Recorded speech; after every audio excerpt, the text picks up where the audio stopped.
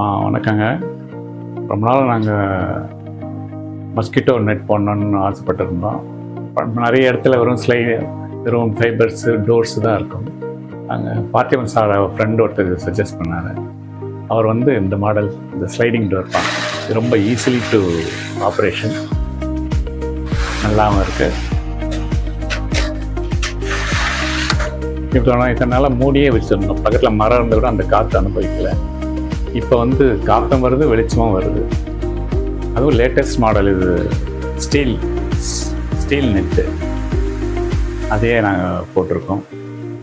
ரொம்ப நல்லாவும் இருக்குது.